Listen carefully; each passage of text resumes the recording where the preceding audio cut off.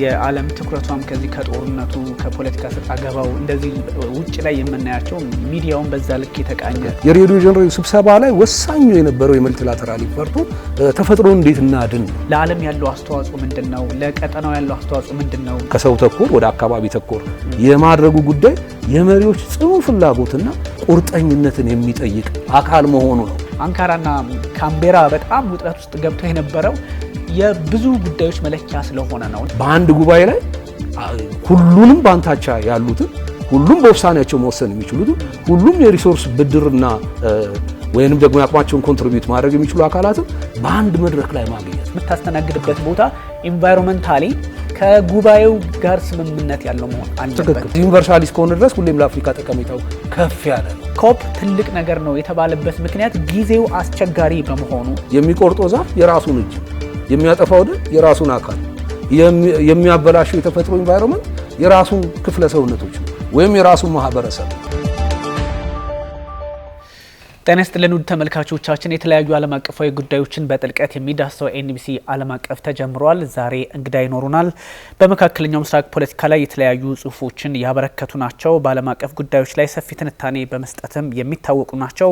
በተለያዩ ይዘቶችና ልክ 5 በላይ መጽሐፍት እንደጻፉም ይታወቃል። በአሁኑ ሰዓት በአዲስ አበባ ዩኒቨርሲቲ የፖለቲካል ሳይንስ መምህርና ተመራማሪ ናቸው። እንግዲህ ዛሬ እንግዳችን የኢዮብ ዘር ዘውዴ ናቸው። እንኳን ደህና መጡ። እንኳን ደህና ቆይ። ደህና ነው አለሁ ይመስገን። አንተ ነው የምለው እንግዲህ ከዚህ በኋላ ምንም ይሁን። ኦልራይት እንግዲህ ዛሬ በዓለም ፖለቲካ ላይ የሚቆይ ፕሮግራማችን ነው። ታውቀዋለህ በደንብ። ዛሬ እንግዲህ እኛም ጋር በደንብ የሚመለከተን ጉዳይ ከዚህ በፊት የምናነሳቸውም ሀሳቦች በእርግጥ በአንድም በሌላም መንገድ የዓለም ፖለቲካን ታሳቢ ያደረገ ፕሮግራም ነው የምንሰራውና ኢትዮጵያንም ስለሚመለከት ኢትዮጵያ በዓለም ስር ውስጥ ስለሆነች ያንዳንዱ ነገር እኛም ኮንትሪቢዩት ማድረግ አለብን ብሎ አስቦ የተነሳ ፕሮግራም ከመሆኑ አንጻር ጉዳዮች ከዛ አንጻር ይታያሉ። ዛሬ የኮፕ ጉባኤን በተመለከቱ ኮፕ ምንድነው? ኮፕ መመረጥ ወይም ደግሞ የኮንፈረንስ ኦፍ ፓርቲስ የሚባለው የመንግስታቱ ድርጅት ጉባኤ በየአመቱ የሚያደርገው ነው። ከአየር ንብረት ለውጥ ጋር በተገናኘ ከሱ አንጻር ምንድነው የሚለውና አንደምታው ከዲፕሎማሲ አንጻር በቀላሉ የሚታይ አይደለምና ቱርክና አውስትራሊያን የተመለከተ የኮፕ 31ን የሚቀጥለውን አመት ለማስተናገድ እስከ መካሰስ ደርሷልና ይሄ የሚያሳየው ትልቅ የዲፕሎማሲ ድል ትልቅ የፖለቲካ ቁርጠኝነትና አንድ ሀገር ያለበትን ቁመና በተለያየ አቅጣጫ ታሪኩንም መንዝሮ የሚያሳይ በመሆኑ ከዛ አንጻር ኮፕ ምንድነው የሚለውን እንዳስዋለን። እንግዲህ እንኳን ደህና መጣ ብያለሁኝ። ምንድነው ከሚለው ከመሰራረቶቹና ከተለያዩ ጉዳዮች ካለው አንደምታ አንጻር እንጀምር። መልካም አመሰግናለሁ። በድጋሚ ይሄ የብዝሃ ሀገራት ዲፕሎማሲ አንደኛው አካል ነው። ምንም እንኳን በዩናይትድ ኔሽን ጥላ ስር የተለያዩ ቅድና ፕሮግራሞች ይወጣሉ። ሆኖም ብዙውን ጊዜ የአድማጭን ጆሮ የተመራማሪዎችን ቀልብ የሚስበው ሃይ ፕሮፋይል የሆኑ የፖለቲካል ጉዳዮች ናቸው። በወሰን ግዛት ላይ የሚነሱ ጦርነቶች፣ የኒውክሌር መሳሪያዎች መስፋፋት፣ የመንግስታት እውቅና መስጠትና ለመስጠት ወይንም ደግሞ የሰላምና የጦርነት ድርድርና ጥምረትና መፋረሶች ብቻ መስለው ይታያሉ። ከነዚህ ባልተናነሰ ግን በተለይ ከቀዝቃዛው ጦርነት በኋላ ተፈጥሮና የሰው ልጅን የሚያስተሳስሩ መልከ ብዙና ሰፊ የሆኑ ጉዳዮች በዩናይትድ ኔሽን ጥላ ስር ሲከናወኑ ሲፈጸሙ ተግባርነታቸው ሲለካና እንዲሁም ተፈጥሮና ምድርን የተሻለ ቦታ ለማድረግ የሚደረግ ትልቅ የዲፕሎማሲ ጥረት ነው። ስለዚህ ይሄኛው የሁለተኛው የዲፕሎማሲ ገጽታ የብዙ ሀገራትን ዲፕሎማሲ ጥረት የሚጠይቅ የዩናይትድ ኔሽንን ያለሰለሰ ጥረት የሚጠይቅ ከዛም በዘለለ ደግሞ በተለያዩ ጊዜ መሪዎች በመሰባሰብ የሚወስኗቸው እድገትና ለውጣቸውንም የሚለኩባቸውና ከምንም በላይ ደግሞ የባይንዲንግ ሆነ ትሪቲ የአባል ሀገራትና የኮንፈረንሱ ሉዓላዊነት ላይ የሚወጡት ህግጋቶች በሙሉ በአባል ሀገራት ያለምንም ርህራሄ ልበለው ያለምንም መጓደልና መቀናነስ መፈጸም መቻላቸውን ስትመለከት ይሄ በብዙ አይኖች ያልተዳሰሰው ግን ደግሞ የፖለቲካና የተፈጥሮ ቁርኝነትን የሚገልጽ አሳሪ ሆነ ኢንተርናሽናል ሎና ኢንተርናሽናል ፖለቲክስ አካል ነው። ብዙውን ጊዜ ፖለቲክስ ስሙ የጠፋ የሙያ መስክ ነገር ይመስላል። ለምን ፖለቲክስ ስንል ከብዙ መጨካከኖች ጋር ከብዙ ትንቅንቆች ጋር ከሞራል ቢስነት ጋርና ምናልባትም ሪያሊስት የሆነ የስልጣንና ከዛ በላይ ደግሞ ያሉ የፓወር ጉዳይ መስለው ቢታዩ ከዚህ እጅግ እጅግ ጥልቅ በሆነና ባልተናነሰ መልኩ የተፈጥሮና የሰው ልጅ ሚና እስከምን ድረስ መሄድ ይችላል የሚሉትን ጉዳዮች ብዙ አሳቢዎችን፣ ብዙ ተመራማሪዎችን፣ ብዙ የዓለም መሪዎችን የሚያሳስብና የሚያስተሳስርም ሆኖ ተገኝቷል። ቢኒያም ከምንም በላይ ይሄ የግሪን ሳይድስ ኦፍ ፖለቲክስ ወይም ደግሞ የፖለቲካ አረንጓዴው ገጽታ የምንለው በአንድ ወሰነ ግዛት ወይም ደግሞ በአንድ የፖለቲካ መሪና ድርጅት ወይም ደግሞ ርዕሰ ብሔር ቁርጠኝነት ብቻ ሊመለስ የሚችል አለመሆኑም ሌላ ልዩ ባህሪ ነው። ለምን ተፈጥሮና አካባቢዋ ያ በሰው የሰራውን ተሪተሪ አልፎ የሚሄድና ቀጠናዊ፣ ኮንቲኔንታዊ ብሎም ደግሞ ዓለም አቀፋዊ ጉዳይን የሚጠይቅ የሰው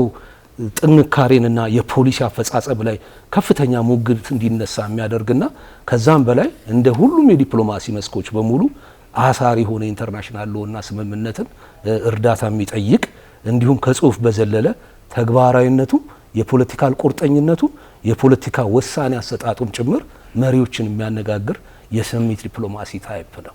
በትክክል ያነሳው ብዙ ጊዜ የዓለም ትኩረቷም ከዚህ ከጦርነቱ ከፖለቲካ ሰጣ ገባው እንደዚህ ውጭ ላይ የምናያቸው ሚዲያውን በዛ ልክ የተቃኘ ከመሆኑ አንጻር እንጂ ይሄኛው አንተ ባነሳው ልክ ተፈጥሮን ከሰው ልጅ ጋር አስተሳስሮ ማስቀጠል የሚችለው ዲፕሎማሲና አካሄድ ከዚህ ከግሪን ሌጋሲ አንጻር ወይም ደግሞ ከጦርነት ባሻገር ዓለም ከተጋረጡባቸው በጣም አስፈሪ ጉዳዮች መካከል የአየር ንብረት ለውጥ ጉዳይ ነው።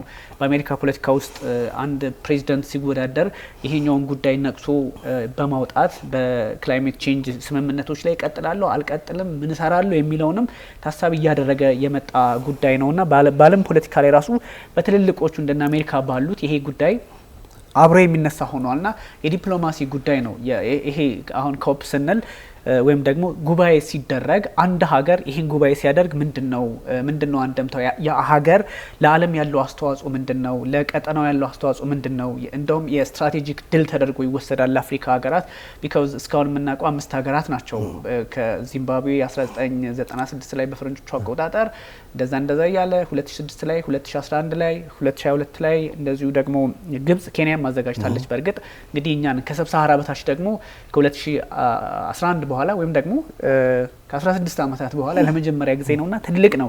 በዚህ ጊዜ ከስካሁኑ ያሁን የተለየ የሚያደርገው ምንድነው በብዙ ጉዳዮች ዓለም የምትወዳደርበት መድረክ እየሆነ መጥቷል። በዚህ ጉዳይ ላይ ላስተናግድ የሚሉ ሀገራት በጣም ጡንቻማ የሆኑ በሚሊተሪ ብትመለከታቸው በኢኮኖሚ ብትመለከታቸው ጡንቻማ እየሆኑ የመጡ ናቸውና እኛ ከማን ጋር ተወዳድረን ኮፕ 32 ወይም ደግሞ ኮንፈረንስ ኦፍ ፓርቲስ ወይም ደግሞ የፓርቲዎቹ የአባላቱ ስብሰባን ወይም ጉባኤን ማስተናገድ የቻልነው ከተባለ በነዳጅ ሀብቷ በህዝብ ቁጥሯ እንደዚሁም ደግሞ በአፍሪካ ኢኮኖሚ ግዙፏን ናይጄሪያ ጋር ተወዳድረን የመጣ ነውና ይሄ ነው ብዙ ሰዎች አንደርስታንድ ማድረግ የሚጠበቅብን የቱርክና የአውስትራሊያ በጣም በከባዱ በዚህ ሁኔታ ተፋጠው አሁን ቱርክ ናት የምታዘጋጀው ኮፕ 31 ምን ያህል ትልቅ ቦታ ቢኖረው ነው ሁለቱ ሀገራት ባይስማሙ በቦን ጀርመን የዩኤንኤፍኤስሲ መቀመጫ እዛ ላይ ነበር የሚደረገውና ምናልባት ትልቅ ነገር ትልቅ በጣም ጉልህ ቦታ ስላለው በዓለም ፖለቲካ ላይ ብቻ ሳይሆን የአንድን ሀገር አቅም የሚያሳይ በመሆኑ ነው ከዚህ አንጻር ያነሳ ነው። ምናልባት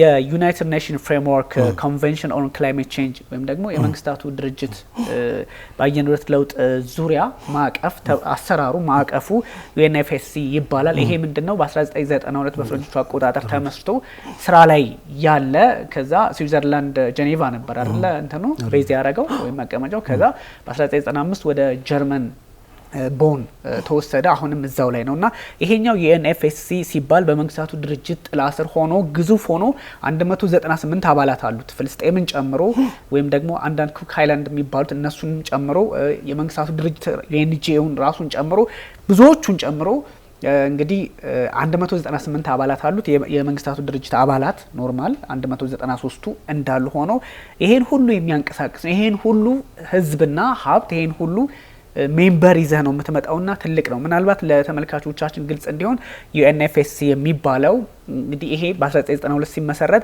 ከዛም በኋላ የመጡት እነዚህ ኮፕ ምናምን የሚባለው አመታዊ ጉባኤ ማለት ነው ባጭሩ በየአመቱ በዩኤንኤፍኤስሲ ውስጥ አመታዊ መደበኛ ጉባኤ ማለት ነውና ኮፕ 1 እያለ ነው እንግዲህ እኛ ጋር ኮፕ 32 2027 ላይ የደረሰውና ኮፕ ሲባል በየአመቱ የሚደረግ ጉባኤ ውሳኔ የሚተላለፍበት እንደማለት እንደሆነ እንዲያውቁት ነው ጊዜ ወሰድኩኝ። አም ሶሪ። ከዚህ አንጻር በጣም ብዙ ነገሮች ይነሳሉና ከዲፕሎማሲው አንጻር ካለው ሁኔታም እስኪ ይወዘር እንዴት ነው የምታየው? የዚህ የስብሰባ ዋና ዓላማ ስራውን የሚፈጽምበት ሜካኒዝምስ የብዙ ብሔራትና ሀገራት ውሳኔ የመሆኑ ጉዳይ በጥቅሉ የብሔራዊ ጥቅምና የናሽናል ኢንተረስት መሆኑን ታሪካዊ ገጽታውንና የተፈጠረበትን ምክንያት ስታገላበጥ የምታገኘው ነው።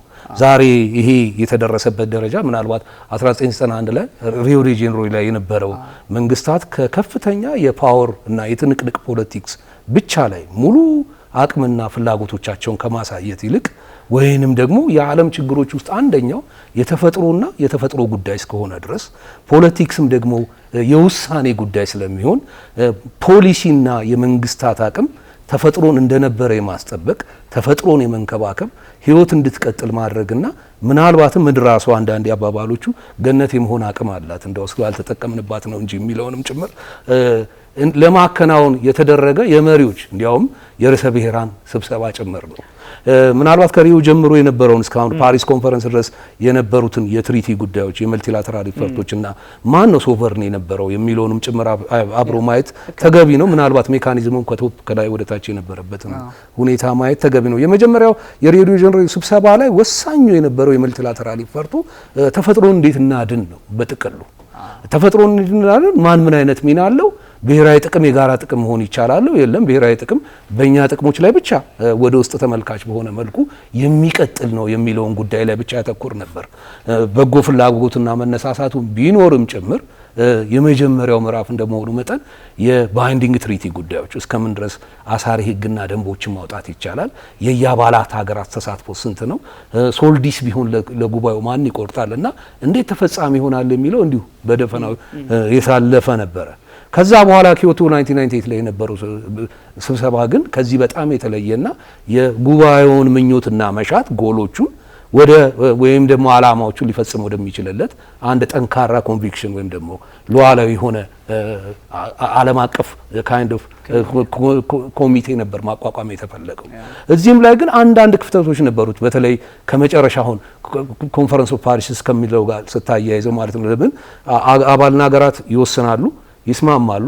የዛን ቀን የወሰኗቸው ጉዳዮች ላይ ግን እስከምን ድረስ ከታችኛው ሀገር ድረስ ተወስደው እስከምን ድረስ በሀገሮች ውስጥ የህግ አግባብና ማዕቀፍ ውስጥ ተፈጻሚ እንደሚሆኑና እስከታችኛው ደረጃ ድረስ እስከታችኛው ህዝብ እስከምንለው ደረጃ ድረስ ተፈጻሚ ስለመሆኑ ማረጋገጫ አልነበረም። አሳሪነቱን ይቀበላሉ፣ አስፈላጊነቱን ያውጃሉ፣ ሰላምና ልማት አንድ አይነት ገጽታ እንዳላቸው ያውቃሉ። ሰው ፖሊሲ ሜከር ስለሆነ በፖለቲክስ ውስጥ ሰው ተኮር የነበረው እይታ ምናልባትም እልቂትና ጦርነቶችን ብቻ ከሰው ልጅ ስግብግብ ባህሪያትም ጭምር ተነስቶ የነበረ ቢሆንም ከሰው ወደ ተፈጥሮ አትኩሮትን አድርጎ ግን የሰው ልጅ በዋናነት ደረጃ በፖሊሲ ቅንበባ ውስጥ አስከብቶ ተፈጻሚ ማድረጉን ነገር ላይ ብዙም ውጤታማ አልነበረም። የመጨረሻው ግን የፓሪስ ኮንፈረንስ ላይ ከዛ በኋላ ሞልድ ያደረገው የፓሪስ ኮንፈረንስ ነው ባይ ነኝ። ለምን የሙያተኞችን እገዛ የሀገረ መንግስታትን በህግ ማዕቀፍ ውስጥ በጋራ የተስማሙትን በተናጠል ደግሞ ተፈጻሚ ማድረግና እስከ መጨረሻው ኮሚኒቲ ድረስ ከዓለም አቀፍ ስብሰባ እስከ መጨረሻው ኮሚኒቲ ድረስ የማስተሳሰሩ ጉዳይና ሳይተሳሰር ሲቀር ምን አይነት መገለልን ይፈጥራል የሚል ከእንደገና የእያንዳንዱ ሀገራት የሙቀት ልቀት ከስንት ዲግሪ ማለት አይ ቲንክ 1.5 ወይም ደግሞ ዲግሪ ሴልሲየስ ወይም ደግሞ ፋራናይት የምትለው ላይ መድረሱን ጭምር ቀንብቦ ያስቀመጠ ነው።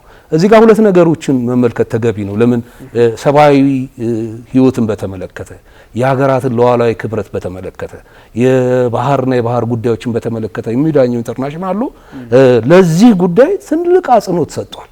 ማሰሪያ ህግጋቶችንም ጭምር አስቀምጧል። ተፈጻሚ አለማድረግ ምናልባትም አይሲሲ ኮርት የሚያቆም እንኳን ባይሆንም ቅሉ ከዚህ በጎ በረከት አለመቋደስን የሚፈጥርና የተገፋ የተገለለ ወይንም ደግሞ ልትተሳሰረው ማትፈልጋው ስቴት አውታርኪን የመፍጠር እድል ይኖረዋል። ስለዚህ በንቁ ተሳታፊነት፣ ስለዚህ በጋራ ልማት ተጠቃሚነት፣ ስለዚህ ስለ ጋራ ንጹህና ምንም ሚሽን የሌለበትን አካባቢያዊ ሁኔታ ከሰው ተኮር ወደ አካባቢ ተኮር የማድረጉ ጉዳይ የመሪዎች ጽኑ ፍላጎትና ቁርጠኝነትን የሚጠይቅ አካል መሆኑ ነው የፖለቲካል ሰግመንት አለው ብለን እንድነጋገር የሚያደርገው።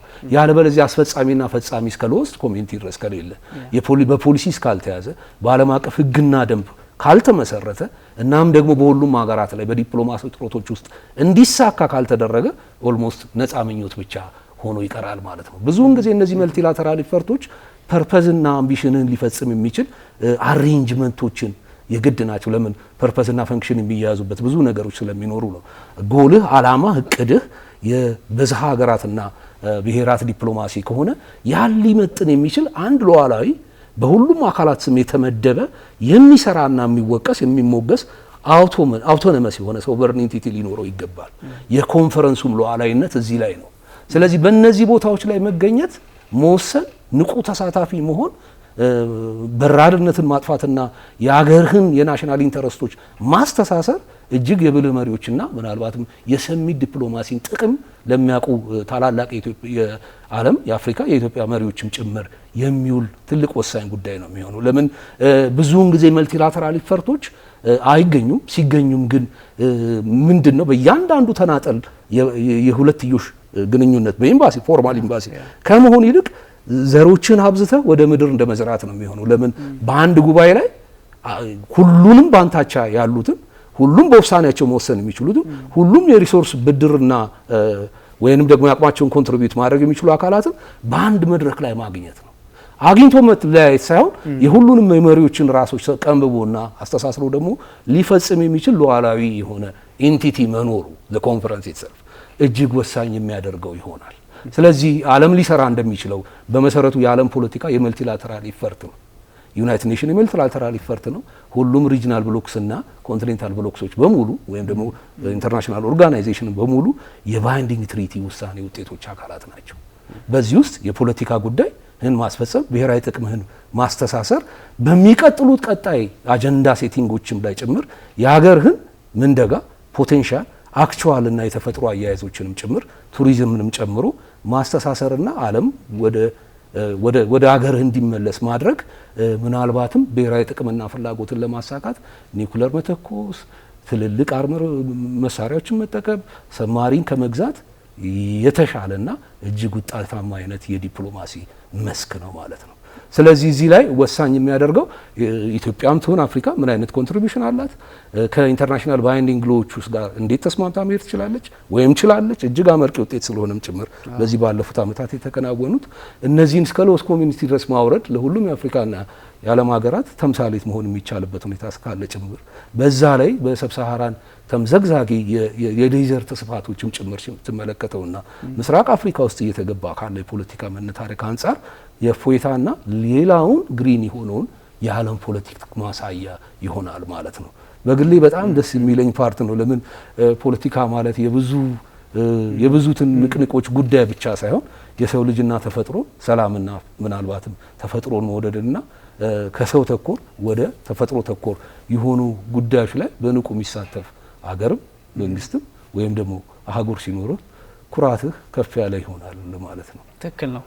የብራዚሉ የሪዮ ጉባኤ እኮ 1992 ላይ ወይም 91 እንደዛ አካባቢ ሲደረግ እኮ የአርዝ ሰሚት አይደለም ሲባል የነበረው የምድር ጉባኤ ነው። ዩኒቨርሳል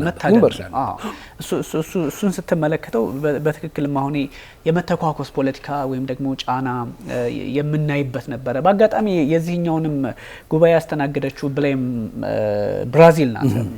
በዚህ ልክ እነ ሉላ ዳ ሲልቫ እንትን ሲሉበት የነበረው ትልልቅ ሀሳቦች ሲነሱበት የነበረው እነ ፕሬዚዳንት ዶናልድ ትራምፕ በርግጥ አኩራፊ ነበሩ በሰዓቱ ላይ። ምክንያቱም ከአየር ንብረት ለውጥ ጋር በተገናኘ ብዙ ጥያቄ አለን እኛ ለማንም መክፈል የለብንም ብለው የሚያስቡ ሰው በመሆናቸው ካፒታሊስት አይነት ግንዛቤም ስላላቸው ከዛ አንጻር ይሆናል። ግን ቅድም ካነሳው ይሄ 1.5 ዲግሪ ሴልሺየስ ከፕሪ ኢንዱስትሪ ወይም ደግሞ ከኢንዱስትሪ ዘመን በፊት ወደ ነበረው ሙቀት በታች ማድረግ ወይም ደግሞ መመለስ የሚለው አቋም የ2015 በጣም ፐርፌክት የሚባል ነበረ። ግን እነ ኦባማ የአሜሪካው ፕሬዚዳንት በነበሩበት ሰዓት የተደረገው ነገር በጣም በበጎ የሚታይ ነበረ። እኛም ተሳትፏችን ትልቅ ነበር ያኔ። ከዛም በኋላ ግን ፕሬዚዳንት ዶናልድ ትራምፕ ከመጡ በኋላ ደግሞ ይሄ ነገር አያስፈልግም በሚል 2018 ላይ ጥያቄ አነሱ፣ እስከ መውጣትም ደረሱና ብዙ እንትኖች አሉት። ይሄ ምንድነው የመልቲላተራል የሚባለው ዓለም የሚፈጠረው ብዙ ጊዜኛ ተኩረን የምንሰራው ዓለም ይሄ ምናቃት ነው አይደለ ከ1947 እስከ 91 የነበረው USSR and US ሶቪየት እና አሜሪካ የሚመሯት ዓለም ለሁለት የተከፈለች ነበረ። ከዛም በኋላ ሶቪየት ከፈረሰች በኋላ የአሜሪካ ብቻ እየሆነ መጣ። አሁን ደግሞ እንደነ ቻይና ያሉ ሀገራት በአቅማቸው የተወሰነ ኮንትሪቢዩት ማድረግ ሲጀምሩ ሚድል ፓወር የሚባሉት እንደነ አረብ ኤሚሬቶች እና ኢራንን ጨምሮ የተለያዩ ሀገራት እነ ቱርክ እንትን እያሉ መጡ። እየጨመረ ሲመጣ አቅማቸው የሆነ አማራጭ ዓለም እንደሚያስፈልጋት ደግሞ ግንዛቤ ሁሌ አንተ የጦር መሳሪያ ብቻ ሁሌ ኒውክሌር ሁሌ ደግሞ ቅድም ባነሳቸው እነ ሰማሪን ምናምን ይዘህ የምታስፈራራበት ዓለም ብቻ አይደለም። ዲፕሎማቲክሊ እንደ ኮፕ የመሳሰሉ ትልልቅ ጉባኤዎችን ስትመራ ባይዘው ትልቅ ነገርነቱ ይሄን ጉዳይ ይሄን የዓለም የ198ን አባላትና ከዛም በላይ እንግዲህ ዓለም ላይ ከ8 ቢሊዮን በላይ ህዝብ አለ አይደል የሚባለው የዛን ጉዳይ ቀርጸ ነው አጀንዳ የምታደርገው። ስለዚህ አሁን የኢትዮጵያ ፕሬዝዳንት የኮፕ በ2027 የሚደረገውን የኮፕ 32ን ስናስተናግድ ኢትዮጵያ ስታስተናግድ ፕሬዝዳንቱ አጀንዳ ይቀርጻሉ። ያ አጀንዳ እንዴት ኢምፕሊመንት መደረግ አለበት የሚለውን ሚና መወጣት አለባቸው። ማለት ኢትዮጵያ ያን ማድረግ አለባት። ይሄን ተወጣህ ማለት በዓለም ፖለቲካ ላይ ታማኒ ነህ፣ ትልቅ የፖለቲካ ስራ መስራት ትችላለህ፣ ለሀገርም የሆነ መልካም ነገር ኮንትሪቢዩት ማድረግ ትችላለህ የሚል ነው እና ምንድነው ከቅርብ በፊት ስመለከታ ዚምባብዌ 1996 ላይ ኮፕ ነው አይ ቲንክ ከበርሊኑ በኋላ ስታስተናግድ ያኔ የነበረው ሪኳየርመንት አሁን አይገናኝም። አሁን ላይ በጣም ጠንካራ ነው። ሀገራት ይፈልጉታል። የሚፈልጉት የፓወር ማሳያ ነው። የሶፍት ፓወር ማሳያ ታደርገዋለ። አቅም ኢኮኖሚካሊ የሆነ ከተማ እንዳለ ታሳይበታለ። እሱ ስላለ ያኔ የነበረው ዚምባብዌን የሚያዘጋጀችው ኬንያ የሚያዘጋጀችው የምትለው አይደለም። አሁን ቅድም ደጋግሜ ያነሳውልህ አንካራና ካምቤራ በጣም ውጥረት ውስጥ ገብተው የነበረው የብዙ ጉዳዮች መለኪያ ስለሆነ ነው እና ከዚህ አንጻር አብሮ የሚታይ ነው ለማለት ነው። እንግዲህ የኮፕ 28 ዱባይ የአረብ ኤሚሬቶች ነበረች። ኮፕ 29 ደግሞ አዘርባይጃን ባኩ ላይ ያደረጉት፣ ኮፕ 30 ደግሞ ብራዚል በብለም ያደረገችው። እንግዲህ ቀጣዩ በቱርክ የሚደረገው ነው እና እንደዚህ ያለ የተሳሰረ ሲሄድ ቀጠናዎቹ ዝም ብለህ ስትመለከታቸው ዋጋ ያላቸው ናቸው። ምንም እንኳን ግብጽ አይ ቲንክ 27ቱን ስታስተናግድ አልሻሪም የሚባለው እንትን ላይ እዛ ላይ ቦታው ራሱ አካባቢው ራሱ የምታስተናግድበት ቦታ ኢንቫይሮንመንታሊ ከጉባኤው ጋር ስምምነት ያለው መሆን አለበት ተብሎ ነው የሚታሰበውና ይሄ ሁሉ ግምት ሲገባ ባይዞይ እንዴት ከናይጄሪያ ኢትዮጵያ ተሻለች የሚል እንደ ገለልተኛ ጋዜጠኛ ለማየት ሞክሬ ነበርና ኢትዮጵያ ዲዘርቭ ታረጋለች። የህዳሴው ግድብ የተገነባበት መንገድ አንደርስታንድ ያደረገው ክላይሜት ቼንጅ ነው፣ የአየር ንብረት ለውጥ ጉዳይ ነው። ከዛ ስትመለስ ደግሞ ኢትዮጵያ በግሪን ሌጋሲ የምትሄድባቸው ርቀቶች ስትመለከት ዲዘርቭ ታረጋለች። ብዙ መለኪያዎችን ከብዙ አንጻር ስመለከት ይሄ ነገር ኢትዮጵያዊ ስለሆንኩኝ ብቻ ሳይሆን ዓለም አቀፍ አንደርስታንዲንግ ያለው ነው የሚል ሀሳብ ባይስ አረግ ነበርና ብዙ ነገሮች በመልካም የሚታዩ ነው። እስና ፖለቲክስ ይሄ የሰው ልጅ የህልውና ጉዳይ ነው። ደግሞ እኛም በአዘጋጅ ሆነን ለ2027 መመረጣችንም ትልቅ ዲፕሎማቲካሊ መገፋፋት ስላለው ነው፣ ቀላል ስላልሆነ ነውና ምናልባት ኮፕን ማዘጋጀት ያለው የዲፕሎማሲ ሚና እንግዲህ ሚናውን በደንብ አውቀናል። ስትራግሉን ግን ምን ሊፈጥር ይችላል እንደው ያለውን ሁኔታ እንደውም አንድ ትንታኔ የተመለከትኩ ነበረ።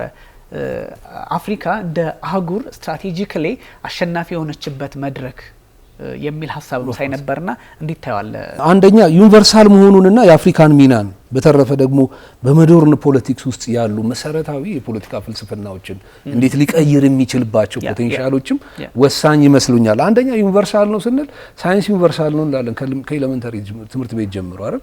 እኛ ሰፈር የሚፈላው ውሃ ለንደን ከሚፈላው ውሃ ወይም ደግሞ ሌላ ዓለም ላይ ከሚፈላው ውሃ ጋር አንድ አይነት ኦብጀክቲቭ የሆነ ነገር አለው። በእኔ ስሜት በአንተ ስሜት ወይም ደግሞ በእንግሊዛዊ ሰውዬ ስሜት የሚቀየር አይደለም። በዚህ በማህበረሰባዊ ጉዳዮች ላይም ጭምር እንዲህ አይነት ቀጥተኛና ኤግዛክት የሆነ ነገር ባይኖርህም በፖለቲካ ፍላጎቶችና በአሳሪ ህግጋቶች በመቀንበብ ግን ጥያቄው ፍላጎቱና እመርታው የሚሆነው ውድቀቱ በዓለም እኩል ገጽታ እንዲኖረው ማድረግ የማስቻል ጉዳይ ነው። የዚህ የተፈጥሮና የሰስተናንስ ኦፍ ዲቨሎፕመንት እና ደግሞ ወይንም ደግሞ የኮንፈረንሶቹ ዓለም አቀፋዊነት ይዘት ማለት ነው። ስለ ውሃው ስለ ተለያዩ የሳይንስ ዲስከቨሪዎች ዓለም አቀፋዊነትን የሰው ልጅ እንደሚኮራባቸው ሁሉ ተፈጥሮ ነክ ጉዳዮች ተፈጥሮ ላይ አትኩሮት የሚያደርጉ ፖሊሲዎችን የተፈጥሮ ህግና ስምምነቶችን የተፈጥሮ ጉዳይ ናሽናል ኢንተረስቶችን በሙሉ ተፈጻሚ ማድረግ ዓለም አቀፋዊና የማይቀያየር መሆኑን ለማሳየት ነው ባይንዲንግ ኢንተርናሽናል ትሪቲ የሆነበትም ዋናውና አብዩ ጉዳይ። ስለዚህ ጉዳዩ በኢኮኖሚ ስታንስ ለጉዳዩ አትመጥንም የምትባልበት የለም። የሆነ አያንቶን የሚመላው የሆነ ሀገር ኢኮኖሚ ዝቅ ያለ ስለሆነ ከዚህ ዩኒቨርሳል ህግጋት ተፈናቅሎ ይወጣል ማለት አይደለም። ስለዚህ አንድ አይነት ዓለም አለ። ሰዎች በሰሯቸው ተሪቲዎች ተለያይተናል። ሰዎች ባመረቷቸው ምርቶች ከፍታና ዝቅታ አለ። ሰዎች በተሰሯቸው የፖለቲካ ስህተቶችም ጭምር አጎኒና ሰፈሪንግ ውስጥ ጭምር እናልፋለን። ሆኖም ዩኒቨርሳሊ ግን የሰው ልጅ ስረ መሰረቱ አንድ እንደመሆኑም ጭምር በተፈጥሮ ላይ የሚኖረው ሚና ለመወሰን የተቋቋመ ለአንዱ ሰርቶ ለሌላው የማይተው አፍሪካን አግሎ ብሪትን ወይም ደግሞ የተቀረው ምዕራባዊ ሀገር ቅድሚያ የሚሰጥ ሆኖ አታገኙ። ስለዚህ ዩኒቨርሳሊስት ከሆነ ድረስ ሁሌም ለአፍሪካ ጠቀሜታው ከፍ ያለ ነው። ያለበለዚያ ፍላጎቶቹ እኩል እያለ ተሳትፎ ግን ያነሰ ሲሆን ምናልባትም ሌላ አይነት የኩነና የፖለቲክስን የሚያሰነዝር ይሆናል ማለት ነው። ስለዚህ በጣም ኢንክሉሲቭ ይሆንና ሁሉም ወደ አገሩ ወስዶ እመርታውንም በዓለም አቀፍ ሕግና ሳይንቲፊክ ውጤቶች አረጋግጦ ለዓለምንካችሁ የሚልበት መሆኑ አፍሪካ እኩል ተሳትፎ እንዲኖራት ማስቻሉ ነው ወሳኙ ጉዳይ የሚሆነው። ለምን አፍሪካ ድንበር ተሻጋሪ ትልልቅ ወንዞች፣ ትልልቅ ኃይሎች፣ ትልልቅ ደኖች ግን ደግሞ በጣም በችግር ውስጥ የሚውተፈተፍ የፖለቲካ ስርዓት ያላት ቢሆንም ከዚህ ዩኒቨርሳል ጌይን መቋደም ማስችልበት ምንም አይነት ምክንያት አይኖርም። ለምን አሁን የምንኖረው በሉዓላዊ እኩልነት ላይ መሰረት ሊያደርግ የሚሞክር የዓለም የፖለቲካና የኢንተርናሽናል ስርዓት ውስጥ ስለምንገኝ ጭምር ነው ማለት ነው። ወይም ደግሞ ይሄ አንድ አይነት መንደርና አንድ አይነት ግሪን ፖለቲክስ ውስጥ የተናጠልና የጋራ ተሳትፎ ማጽናት እንጂ ወይም ደግሞ ኢንኢኳል ፓርቲሲፔሽን ሊኖር አይችልም። አጀንዳውም ሲቀረጽ ጭምር አጀንዳ ሴቲክ ለእንደዚህ አይነት ኮንፈረንሶች እጅግ ወሳኝ ነው። አጀንዳው ሲቀረጽ ጀምሮ ሁሉንም ያሳተፈ ቢሆንም እንኳን የውክልና ዲፕሎማሲ የሚጫወቱ የመንግስት አካላት የሚሆኑ ወይም ደግሞ ርዕሰ ብሔራን የሚያቀርቧቸው የሀገራቸውን ጉዳይ ዓለም አቀፍ የማድረግ ጉዳይ የዲፕሎማሲ ክህሎትንና ችሎታን የሚጠይቅ ብሔራዊ ኩራትን ከፍ የሚያደርግ አገርን ምናልባትም ለዘለቄታው ከችግር ውስጥ እንዲወጣ ማድረግ የሚያስችል መሆን አለበት። ለምሳሌ የብሔራዊ ጥቅሞችህ ከተለያዩ የተፈጥሮ ጉዳዮች ጋር ከሆነ ዓለም እንዲያውቀው ከዚህ ኢንተርናሽናል ከመልቲናሽናል ጉዳዮች ጋር ማስተሳሰር አሁንም የሰሚት ወይንም ደግሞ ሄድ ኦፍ ስቴትስ የሆኑት የመንግስት አካላት ወይንም ደግሞ ከፍተኛ የሀገሪቷ መሪዎችም ጭምር አቅምና ክህሎትን ጠይቆ የችግርህም ይሁን ብቃትህም ይሁን እድገትህም ይሁን ዓለም አቀፍ ጉዳይ እንዲሆን ማስቻል ላይ ነው ወሳኙ ጉዳይ የሚሆነው። ስለዚህ አጀንዳ ሴቲንግ ሲካሄድ የሀገርህን ቹሉ ማስቀመጥ እጅግ ጠቃሚ ሆኖ የሚገኝበት ጉዳይ ነው። ኢትዮጵያ የዚህ በረከት ተቋዳሽ ነው የምትሆነው በእነዚህ ጉዳዮች ውስጥ። ለምን ከሚገኙት ዓለም ወደኛ ዞሮ ከማየቱም በዘለለ እነዚህ አጀንዳዎች ላይ ለቀጣይ ትውልድ ድረስ ከዛሬው ተነስተ ስለሚቀጥለው ትውልድ ከተፈጥሮ ጋር ስለሚኖረው ቁርኝት ከዓለም ሊያገኝም ስለሚችለው በረከት እንዲሁም ስለ ዩኒቨርሳል ተሳትፎ የሚጸና ተሳትፎና ምናልባትም አጀንዳ ውስጥ የራሷን አጀንዳ በጽናት የምታስቀምጥበት ይሆናል ብዬ ነው የምገምተው። መሆኑም አጠያያቂ የሚሆን አይመስለኝም። ይሄ ነው። ሌላው በዚህ ዘመናዊ ፖለቲክስ ውስጥ ብዙውን ጊዜ ፖለቲክስ መሰረት የሚያደርገው ስለ ሰብአዊ ማህበረሰብ ነው። ብዙውን ጊዜ ሰብአዊ ማህበረሰብ እንዴት መስተዳደር ይቻላል፣ ማን መሪ ይሆናል እንደ ሩድመንታሪ ወደሆነ በጣም ስታጣራው ወይም ደግሞ የመስተዳደር ጉዳዮች እንዴት ኢንስቲትዩት ይሆናሉ ብለህ የምታየው ነው የሚሆነው። ወይንም ደግሞ ብዙውን ጊዜ የሰው ልጅ ለሰው ልጅ የሚጽፈው አይነት ሆኖ ነው የምታየው። የሰው ልጅ በዚህ ዘመናዊ ዓለም ውስጥ ከላይም ይሁን ከታች የሚወስደው ምንም አይነት ነገር የለም። ስለዚህ በራሱ ዓለም ውስጥ የራሱን ውሳኔ እየሰጠ ይሄዳል የሚል ጉዳይ ነው። ስለዚህ እንደዚህ አይነት ተፈጥሮ ተኮር ጉዳዮች ከሞደርን ፖለቲክስ ጠርዙን የሚያሰፉ ሆኖም ታገኛቸዋል። ራዘርዛን ሰው ከሰውና ሰው ማህበረሰብ ውስጥ ወይንም ደግሞ የሚኖረውን የፖለቲካ ሚና ብቻ የሚያጎላ ሳይሆን ዋታባውት ሰው እኮ ተገንጥሎ ከተፈጥሮ ውስጥ ወጥቶ ስለ ራሱ ጉዳይ ብቻ እያተረማመሰ ተፈጥሮን እንደራሱ ፍላጎት እንገልፍ እያደረገ የዛሬው ትውልድ ስለ ነገው ሳያስብ የሚኖርበት የፖለቲካ የሞደርን ፖለቲካል ተውቶች ጉዳይ ነበረ። እንደዚህ አይነት ጉዳዮች ግን የትም አላደረሱትም። የሚቆርጦ ዛፍ የራሱን እጅ ነው፣ የሚያጠፋው ደን የራሱን አካል ነው፣ የሚያበላሸው የተፈጥሮ ኢንቫይሮንመንት የራሱን ክፍለ ሰውነቶች ነው ወይም የራሱን ማህበረሰብ ነው። ስለዚህ በሰው ልጅ የመስተዳደር ፖለቲክስ ውስጥ ተፈጥሮ ቦታ እንዲኖረው ማስቻል ከሰው ተኮርነት ወጣ ማለትና ሰው ተኮር ብቻ የነበረውን የሞደርን ፖለቲካል ቲንኪንግ ጠርዙን ይዞ እንደመለጠት ጭምር ነው ለኔ እስከሚገባኝ ድረስ። ስለዚህ እንደዋዛ ምን አይደለም ሰው ተኮር የሆኑ የፖለቲካ ስርዓቶች አንዳንዴ የሞራል መላሸቅ እየደረሰባቸው ስለ ስልጣን ብቻ የሚደረጉ ዓለም አቀፍ ጉዳዮች ላይ ዓለም ብዙ ዘመናት ተጥሎ እምብዛም ፕሮግሬሲቭ የሆኑ ውጤቶችን አላመጣም። ስለዚህ ሰው ተኮር ከሚለው ወይም ደግሞ የሰው ለሰው ወይም ደግሞ የሰውና የማህበረሰብ ብቻ ጉዳይ ሳይሆን ዋት አባውት ሰውና ተፈጥሮ ሰውስ የዚህ ተፈጥሮ አካል አይደለም ምን የሚለውንና ይህንንም ሊበይን የሚችለውን የፖሊሲ ጉዳይ ደግሞ የፖለቲካ ጉዳይ አድርገ ከዛም አልፎ ደግሞ ዩኒቨርሳል እንዲሆን ማስቻል ዓለም አቀፍ እንዲሆን መታገልና የሰሚት ዲፕሎማሲ ጥረቶችን ማሳየት ለዓለም የፖለቲካ ጉልምስና ስለ ኢትዮጵያ ብቻ አይደለም ማወራው የዓለም የፖለቲካ ጉልምስናና የሞደርን የፖለቲካ አስተሳሰቦችን ቁመትና ጠርዝ ለጥጦ ተፈጥሮንም ኮንስቲቲዩቲቭሊ ሊያደራጅና ለራሱ ጥቅም ሊያስተማምን በሚችል ደረጃ ሊጠቀምበት እንደሚችል ከትውልድ ወደ ትውልድ የሚተላለፍንም በረከት ማስተላለፍ እንደሚቻል ጭምር የሚያሳይ አዲስ የሚመስል የፖለቲካ አስተሳሰብና ፍልስፍና ነው ማለት ነው።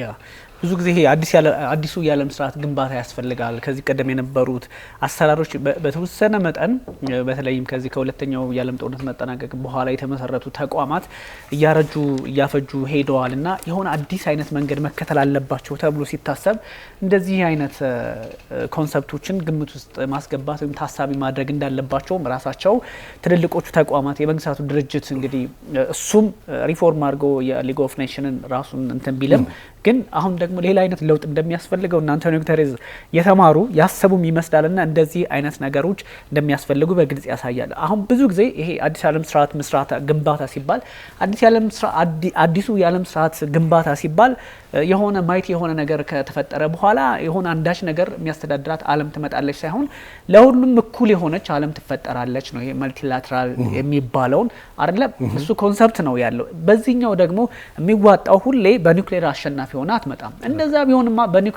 በኒውክሌር በጦር መሳሪያ ቢታሰብማ ይሄ ኮፕ 32ን አይደለም ከዚህ በፊት የነበሩትን ማስተናገድ የነበረባቸው እነ ሰሜን ኮሪያ ነበሩ። ግን ያ አላስመረጣቸውም። ስለዚህ ዓለም የእያንዳንዷን ጥግ ይሄኛው የጦር መሳሪያ ስርዓቱ በጦር መሳሪያ ራስን ማጠንከር አሁን ዓለም የምትፈልገው ሊመስል ቢችልም ግን የሚያስኬድም አይደለም። ምክንያቱም አንዱ ሌላውን እየገፋ አንዱ ሌላውን እንደዚህ በአይነ ቁራኛ እየተከታተሉ የመጠፋፋት አይነት ነገር ያለው ነው። ይሄኛው ግን ለሁሉም የተመቸ ተፈጥሮ ከሰው ልጅ ጋር የሚጫወተው ጥሩ ጨዋታ በጎ ጨዋታ ለሚቀጥለው ትውልድ የሚያስብበት ነውና እንደውም እነ ግሬታ ቱንበርግ የምትባለው ስዊድናዊቷ ብዙ ጊዜ ከ17 ከ16 ዓመቷ ጀምሮ ተቃውሞ ስታስነሳ አያት ነበረ። በዚህ ያየን ወስደውጥ ላይ መሪዎች ተሰበሰባችሁ አጨብጭባችሁ ተለያያችሁ፣ መሪዎች እንዲያረጋችሁ ምን ፈየዳችሁ በጣም ሲተቹ መለከት ነበርና የሚያነሱት ሀሳብ ልክ ነው። በቃ እናንተ ዋጋ እያስከፈላችሁን ነው፣ የሚቀጥለውን ትውልድ ዋጋ እያስከፈላችሁት ነው ሰው የሚል ጥያቄ ያነሱ ነበርና ይሄኛው ምንድነው ለቀጣይ ትውልድ የተሻለውን ነገር ኒውክሌር ብታወርሰው ዓለም ኒውክሌር ብታሸጋግር ሶቪየቶች እኮ እነ ሩሲያ እኮ ይዘው ቀጥለው አሁን ያለውን ውጥረት የኒውክሌር ውጥረት ነው እያደረገው ያለው እንጂ በጎ ነገር የማውረስ የፖለቲካ አካሄድ ስለሆነ ከዚህ የአዲስ የዓለም ስርዓት ግንባታ ጋር በጣም ትልቁን ቦታ የሚይዝ ነው ይሄ በበጎ የፖለቲካ ግንዛቤ። ምክንያቱም ተፈጥሮን ማረቅና የሰው ልጅን ከተፈጥሮ ጋር ማመቻቸት አይነት ስለሆነ ከዛ አንፃር በጣም ፖለቲካሊ ሰዎች ሊያዩት ይችላሉ። እንደዚህ አይነት ነገር አንተ በደንብ አንስተዋል። እስካሁን በፊት የነበሩት ነገሮች ሰውና የጦር መሳሪያ ሰውና አንዳንድ የፖለቲካ ስልጣን መያዝ አድሚኒስትሬሽን ምናምን ነበር። ይሄኛው ግን ሰውና ተፈጥሮን የሚያገናኝ ትልቅ ብሪጅ ነውና ማዘጋጀታችን ኢትዮጵያ ማዘጋጀቷ ትርጉሙ ምንድነው? ዲፕሎማቲካሊ ትልቅ ትርጉም አለው። የኢትዮጵያን ከዚህ ቀደም የነበራትን አሁን ያላትን አቅም የምሰራቸውን ስራዎች ታሳቢ ያደረገ እንደሆነ ተወስደዋል። ከዛ ውጭ ደግሞ ለሁሉም የሰው ልጅ ፍጡር እኩል አገልግሎት የሚሰጠን ተግባር የምንፈጽምበት በዛ ላይ ደግሞ አጀንዳ ለ193 አገራት አጀንዳ ቀርጸ እሱን ማስተግበር ከቻልክ ዓለም አቀፍ ሚና ያለ አገር ትሆናለና ከዛ አንፃር ይሄ ቀለል ያለ አይነት ግንዛቤዎችን እየተመለከትኩ ነበረኛ። ግን እንደዛ አይደለም። ብዙ ነገሮች ፕላስ ደግሞ ላዘጋጅ አታዘጋጅ እሱ ያለው ክርክር የሚያስመርጥብህን መስፈርቶች ስትመለከታቸው ብዙ ነገሮችን ጥያቄ ታነሳለህና ሜቢ ኮፕን ማዘጋጀት ብዙ ሚና አለው ይታወቃል። ዲፕሎማቲካሊ ከዚህ ከዓለም ፖለቲካ አንፃር እንዴት ይታያል የሚለውንም አብረን ማየት እንችላለን።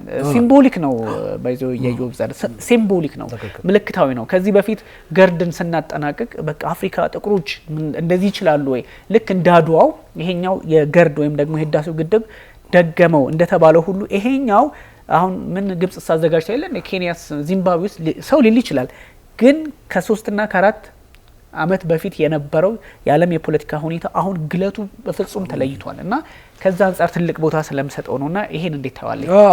ሁሉ ጊዜም ፖለቲክስን ስትመረምር ዳይናሚክስ እንዳለው መረሳት የለበትም። አሁን አንተ መጨረሻ ላይ ውብ አድርገህ ገልጸዋል። የመጨረሻው ማሳረጊያ የዛሬ 4 አመት የነበረው የፖለቲካል ዳይናሚክስ ዛሬ ካለው የዓለም የፖለቲካ ፍጆታና አስፈላጊነትም ጭምር የተለየ ነው። ምናልባትም ወደፊት ደግሞ የሚመጡት ዛሬ እኔ እናንተ ቁጭ ብለን ከምንወያይበት የራቀና የተለወጠ ነው።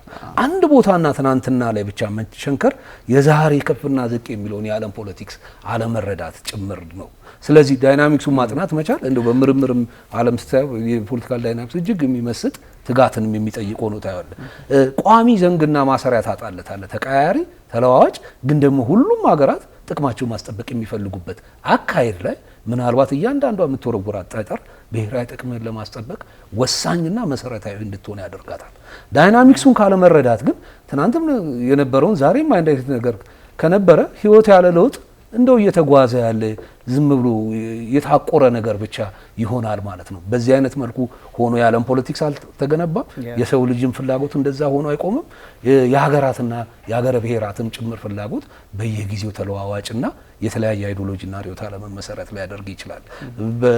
በፊት የነበረው የኢትዮጵያ አቋም አሁን ካለው የመንግስት አቋም ጭምር የተለየና የተለየ ፋሽንን የመከተል ሙከራዎችንም ጭምር አብረህ የምታይበት ይሆናል። ከዚህ በዘለለ ማለት የምፈልገው በዓለም ፖለቲክስ ውስጥ ሁሌም የደህንነትና የሴኩሪቲ ጉዳዮች ሁሌም አንደኛው ተጠቃሽና የማይቀየሩ እውነታዎች ናቸው ተብሎ በአንዳንድ ስኩል ኦፍ ቶትሶች ውስጥ የምትማርበት ሁኔታ አለ። ለምን ቢንያም የሚባለውን አገር ምናልባትም የኢዮብ ዘር የሚሰራውን አያውቅም ወይንም ደግሞ ቢንያም ስለ ኢዮብ አያውቅም። መሀል ላይ ያለው ነገሮች በሙሉ እርግጠኛ አያደርገንም። በማንኛውም ሰዓት ጦርነትና እልቂት ሊፈጸም ይችላል። ስለዚህ እኔ ቢንያምን እንደሚያደርግ ስለማላውቅ ሁሌ ጎራዴን እየሳልኩ ጠብቃለሁ የሚለው የሪያሊስቲክ የሆነ የፖለቲካ አስተሳሰብ በተለያየ ጊዜ ሊሰራ ቢችልም አሁን ባለንበት ዘመንና ዓለም ከሚፈልገው የኢኮሴንትሪስ ፍላጎት አንጻር ስንመለከተው ከፍተኛ ኪታራ ውስጥ ነው። ይልቁንስ አሁን እያሸነፈ የመጣው ልክ እንደ ሁለተኛው የዓለም ጦርነት በተለይ ዩናይትድ ኔሽንስ ሲመሰረት የሊጉ መውደቅና ከዛ በኋላ ጦርነቶች የአልትራ ናሽናሊዝም የፋሺስቲክ የሆነ ዩሮፕን በጣም አደጋ ውስጥ የከተቱ ለራስ ብቻ ያተኮሩ ለሞራል ምንም ፍጹማዊ ርህራሄ የሌላቸው ከወሰን ባሻገር ላሉት ጉዳዮች ቦታም አይሰጡ ሁሌም በመገዳደርና በመፎካከር ውስጥ የሚኖረው የፖለቲክስ ዓለምን እጅግ ለተዋረደ ሰው ላይ የማይፈጽመውን እልቂት ውስጥ የከተተበት ሁኔታ ነበር። ከዛ በመመለስ ግን ቁስሉ ድጋሚ ማቀጥቀጥ ሲጀመር ዩናይትድ ኔሽንስ ሰፊ ስራዎችን መስራት የቻለበት ዘመን ሁሉ ነበር። በዚህም አሁን እንዲህ ዳይናሚክሱን መረዳት ወሳኝ የሚሆንበት በዚህኛም በተገኘንበት የዓለም ፖለቲክስ ውስጥ ስጋቶች ወደ ጠቅላላ ህብረቶች ለመቀየር ፍላጎቶች ጽኑ በሆነ መልኩ የሚታዩባቸው አካላት ናቸው። አዎ የዩናይትድ ኔሽን የአካሄድ ምናልባትም ዘመን ትንሽ ያለፈበት ቢመስልም ዩናይትድ ኔሽን ከሚታማባቸው ጉዳዮች ውስጥ አንዱ አንታይምሊ ዲሲዥን መሆኑ ነው። የፕሮክራስቲኔትድ ጀነራል አሰምብሊው ስትል ሴኩሪቲ ካውንስል ውስጥ ያለው ፍትጊያ የሃይ ፕሮፋይል ኢሹ ወይም ደግሞ ቅድም የጠቀስናቸው የሪያሊስት የሆነ የፖለቲካል አስተሳሰቦች ወይም ደግሞ የጀነራል አሰምብሊው ቀስ ያለና ለውሳኔ እጅግ የዘገየ መሆኑ ከወሰነም በኋላ ደግሞ ኢንፎርስመንቱ በጣም አስቸጋሪ መሆኑ ጉዳይ ዓለምን ተስፋ እንዲቆርጥ ያደረገበትም በዚህ በቅርብ ጊዜ በተካሄዱ ሁኔታዎች ውስጥ ጭምር የሚታይ ነው። ስለዚህ ከፍጹማዊ ስጋት፣ ከግል ጥቅም፣ ከሞራል ድቀት ወደ ጋራ ሊወስዱ የሚችሉ መንገዶች ጠርዛቸው እየሰፋና እየተለጠጠ ይመጣል።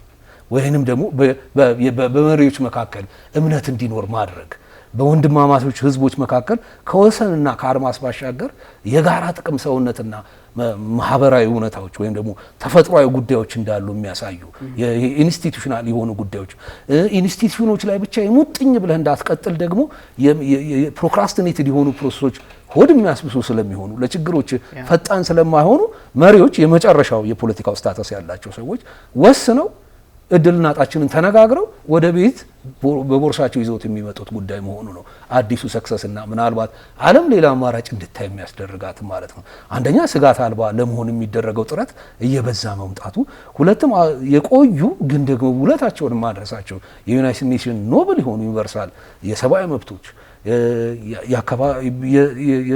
የተለያዩ ኖብል የሆኑ የሰው ልጅ ፍላጎቶች የተገለጹባቸው ቻርተሮች እንዳለ ሆነው ሁሌም ግን ከዳይናሚክሱ ጋር መፋጠጥ ከባድ ስለሚሆንና ፕሮክራስቲኔሽኑ ራሱ ሌላ ራስ ምታት እየሆነ ሲመጣ ግን ዓለም ሌላ የትብብር የመተማመንና ስጋቶችን የመቀነስ መንገዶችን እየፈለፈለ መጓድ አለበት። ፎር ኢትስ ኦን ጉድ ለምን ሰርቫይቭ ማድረግ የሀገረ መንግስታት ጉዳይ ስለሚሆንም ጭምር ማለት ነው።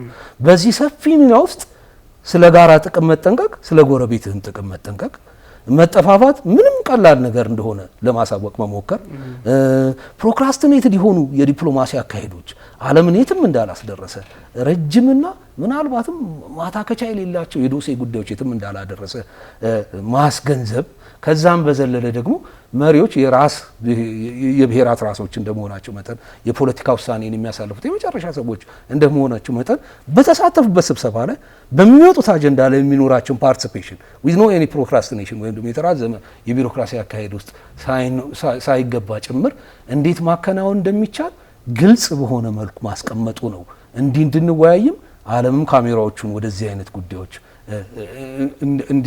እንዲያተኩር የሚያስችለው ብዬ ገምታለሁ። ስለዚህ ስጋቶች ወደ ህብረቶች፣ መለያየቶች ምናልባትም ወደ አንድነቶች ከሰው ተኮር ከሆነ ከድሮ ከግሪክ ጀምሮ የመጣውን የሞደርን ፖለቲካል ተወት ምናልባትም ሰውና ተፈጥሮን ፓራዳይሞችን መቀየርና ህብረቶች፣ አንድነቶች ስጋቶችን መቀነስና የሰው ልጅ ከዘረጋው ወሰንና የፖለቲካ አድማስን በላይ ዩኒቨርሳል ስኮፕ እንዳለው ማሳየቱ ኢኒኳሊቲን የሚያወድ የግሎባል ሳውዝ ተሳትፎን ከፍ የሚያደርግና ሀገር ኢትዮጵያም ቀና ብላ የምትሄድበት እድል ነው ብዬ ነው የማስበው። ልክ ነው። ሁሌ በአንዳንድ መድረኮች ላይ ተሳታፊ የማትሆንባቸው አጋጣሚዎች ይፈጠራሉ። ለምሳሌ በጦር መሳሪያ ፉክክር ውስጥ ከኒውክሊየሩ፣ ከሃይፐርሶኒኩ፣ ከባሊስቲኩ ጋር አብረህ ላትሄድ ትችላለህ።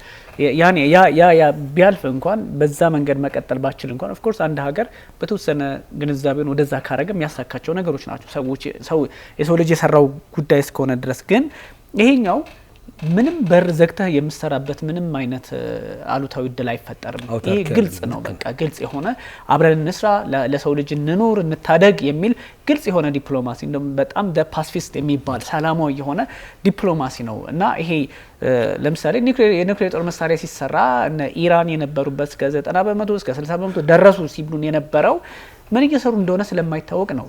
አይኤኤ ገብቶ የተለያዩ ስራዎችን ከመስራት ውጪ አንድ ሀገር ምን እንደሚሰራ ሰሜን ኮሪያ ምን እየሰራች እንደነበረ አያውቁም ነበረ። 6 ኒውክሌር ጦር መሳሪያን በትክክል ስታስወነጭፍ ይቺ ሀገርማ በእርግጥም ስጋት ናት ወደሚለው መጡና እንዳልከው አገራት በራቸውን ዘግተው የሚሰሩት ለክፋት ወይም ደግሞ ይሄ ራስን ለመጠበቅ ነው። ኦፍ ኮርስ አንድ ሀገር ራሱን ለመጠበቅ ምንም አይነት መስዋዕትነት ዋጋ ሊከፍል ይችላል። ግን ደግሞ በር ተዘግቶ የሚሰሩ ነገሮች ሁሉ ለሰው ልጅ አጥፊና አደገኛ ሆነው ሳለ ይሄኛው ግን በርን ዘግታ የምትሰራው ነገር አይደለም። በግልጽ በዓለም አደባባይ ጉባኤዎችን ስታደርግ በአደባባይ ነው።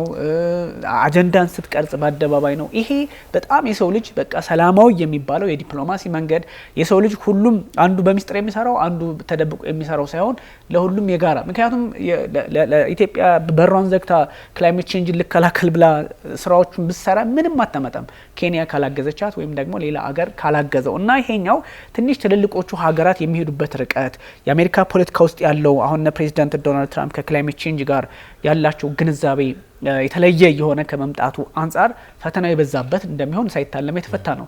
ኮፕ 30 ላይ ወይም ደግሞ የብራዚሉ ያሆኑ ላይ ያልተሳተፉበት እነ ፕሬዚዳንት ዶናልድ ትራምፕ ሚስጥራቸውም የዚህኛው ከክላይሜት ጋር አኩራፊነት ባህሪያቸው ነው። ምክንያቱም ከነሱ በላይ ያደገ የለም። ግን እነሱ የሚሉት ሌሎች ሀገራት አድገው ጨርሰው የተፈጥሮ ሀብታቸውን ተጠቅመው ከመጠጡ በኋላ እኛ እንዳንጠቀም አደረጉን የሚል ተውት። መቼስ የአሜሪካ ፖለቲከኞች ላይ ሲኖር ያው ትገምታለህ። ግን እነ ብራዚል በዚህ መንገድ ሲያስተናግዱት እነ እንግዲህ ዩኤ ዱባይ ላይ የነበረውን ታስታውሳለህ። 29 በጣም 28 በጣም የጎላ ነበርና አገራት አቅማቸውን የሚያሳዩበትም ጭምር ነውና ይሄ ምንድነው የሚለው ጥያቄ የሚነሳበት ነውና በዚህኛው ሲምቦሊክ በሆነው ወይም ደግሞ ምልክታዊ በሆነው አጋጣሚ እንደ አፍሪካ ያሉ አገራት መወከል ቀደም ሲል እንዳልኩ ይህ ግብጽ 2022 ላይ ይመስለኛል ወይ ግብጽ አዘጋጅቶ የለም ምን አዲስ ነገር አለው ኬንያስ ሰው ሊል ይችላል ቅድም ያነሳው ትልቅ ነጥብ ነው በቃ ፖለቲክስ ሌላውን ትተነው በተለይ ኢትዮጵያ ባለችበትና ባሳለፍናቸው ጊዜያቶች ጭምር ይሄ የሚታሰብ አለመሆኑ ይሄን ሰክሴስ አለ ማለት እንጃ ምክንያታዊም ትክክለኛም ሊሆን አይችልም ስለዚህ አንድ ቦታ ላይ ብቻ ተቸንክረ ከቀረግን ዳይናሚክሱና ለውጡ ወይም ደግሞ የዓለም የፖለቲካ አስተሳሰብ በየአመቱ ምን ያህል በፓራሜትር እየተለዋወጠ በሜትር እየተለያየ እንደሚመጣ አለመረዳት ነው የሚሆነው አንተ የግብጽን ጥሩ አርገሽ ገልጸዋል የሰው ልጅ እኮ በጣም እንደውኛ አሁን ያለው ሩቅ መሄድም እኮ ያስፈልገንም ሁኔታዎችን ስትመለከት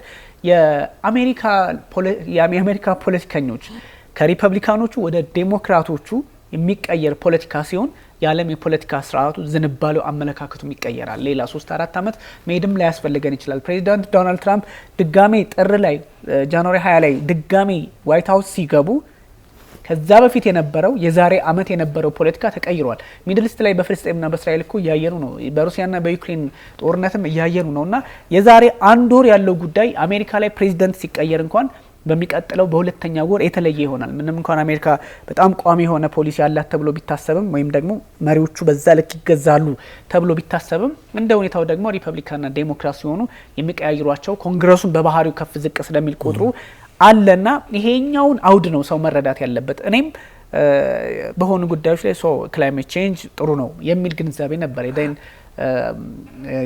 አለቃዬ ባጋጣሚ ሊንኮች ላከልኝ እስቲ ሪድ ኤት ምናምን አለ ምንም እንትንም ዳይሬክሽን ምንም የሌለው አንብበው ደን በራሳችን ኢኒሺዬቲቭ ነው አንተንም ለመጋበዝ እንትን ያለውና በዚህ ልክ ነው ሰው አንደርስታንድ ማድረግ ያለበት ሲያነበው እኔ መገፋፋቱ ምን ያህል ብርቱ ምን ያህል ጠንካራ እንደሆነ ስላየው እና እንደዚህ አይነት ጉዳዮችን በቀላሉ ማየትም አያስፈልግም ጉባኤው ሲመሰረት አላማው ምድርን እንታደጋት የሚል ቢሆንም አሁን ባለው የፖለቲካ ሂደት ግን ብዙ ጥያቄዎች ይነሳሉ የአፍሪካ ህብረት ኮሚሽን ሊቀመንበሩ ማናቸው መሐሙድ አሊ ዩሱፍ እሳቸው ኢትዮጵያ በተለየ መንገድ ይሄን በማስተካከቷ ደስተኛ ነኝ የሚል መግለጫ ሰጥተው ነበር ሀሳብ ጽሁፍ አስፍረው ነበርና ይሄ ምንድነው የሚያሳዩ ኢትዮጵያ ዲዘርቭ ታረጋለች ቀደም ሲል እንዳልኩ የሚያዩት ነገር አለ እንደ ኮሚሽኑ ፕሬዚዳንት ናይጄሪያም በኮሚሽኑ ስር እኩል ነች ኢትዮጵያም እንደዛው ነች ምንም እንኳን ሄድኳርተሩ እዚህ ቢሆን ሄድኳርተሩ እዚህ ስለሆነ ተብሎ ለኛ የሆነ ፕሪቪሌጅ አይሰጣንም